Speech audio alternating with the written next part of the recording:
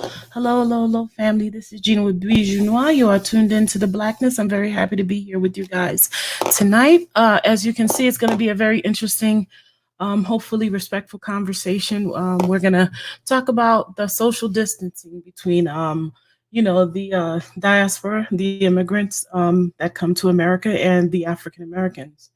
It is something that we kind of touched on last night, and I had to in all honesty, I got off the channel last night and I really thought about my exchange with the brother. What's his name?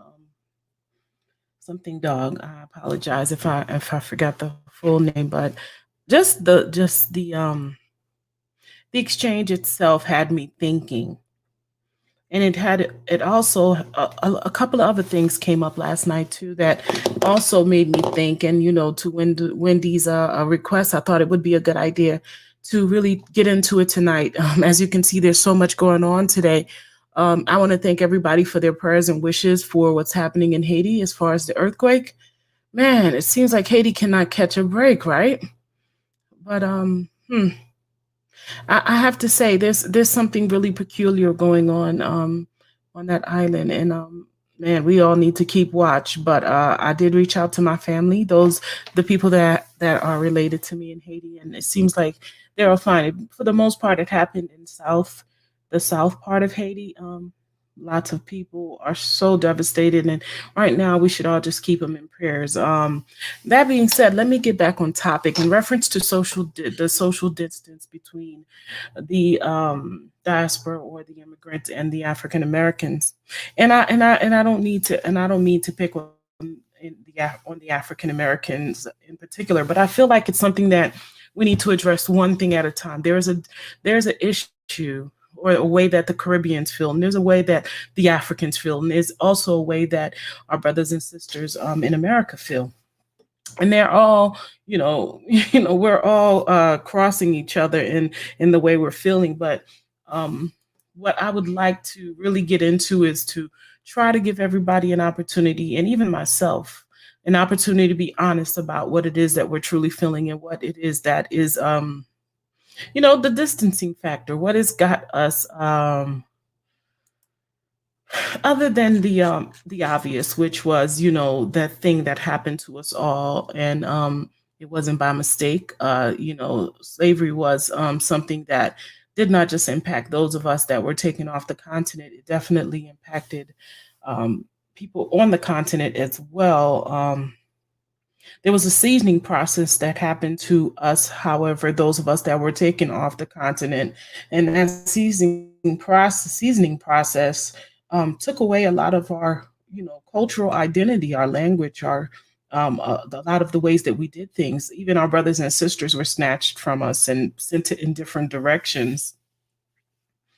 So that being said, it's really it is such a conversation to be having, because it's not something that we're ever going to really be able to like communicate about and just have it go away. There are feelings involved, and when there are feelings involved, that being said, there's no way that you can just talk about it and then let it go. We have to be as honest as we can be. There's a lot of things we're still holding inside regarding this that thing that happened to us. And then there's the factor of how we see ourselves now, the way I, let's say, an African American see immigrants, or immigrants see an African American. The continentals are a whole different category. When I think about immigrants, I think of them differently because there's an expectation from them as well, and then there's a way that they treat us, or we presume that they treat us. But we're going to get into all of that. That being said, I was really surprised to see this. I want to thank you for the super chat. Very much. I appreciate it. That being said, everybody, come on, come on, come on. I want my diasporans. I want my continentals. I want those of you that don't even feel like you're African. Let's all get in here. Let's talk about this distancing, this social distancing that's been happening since we were taken off the continent and brought to all the different places. And it's funny because I was talking to someone in St. Thomas, and they were saying how How even in the Caribbeans, y'all, we have this thing where we don't even see ourselves as one. And you would think, because it's Caribbeans, and there's a connection there. Even when we come to United States, there's a connection. But people, they put themselves in these little bubbles. And I always say this: they separated us, and we keep ourselves separated just the way they had us.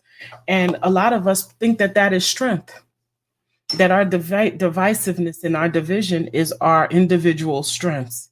I question that. I really do question our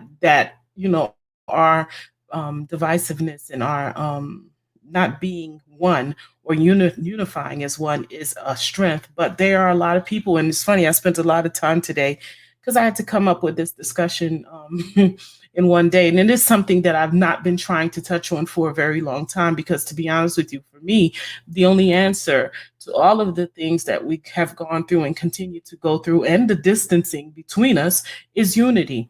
But I am starting to realize that, I'm ready to jump and just say, hey, we're family, but not everybody feels that way. And I have to respect and appreciate, I learned a lesson from last night from Underdog. Yes, I learned a lesson that, you cannot expect people to be where you are.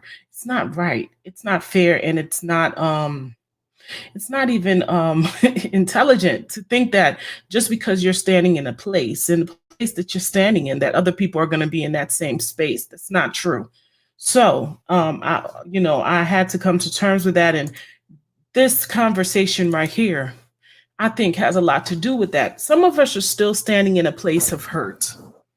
Some of us are angry. Some of us are standing in a place of distrust. We don't trust each other.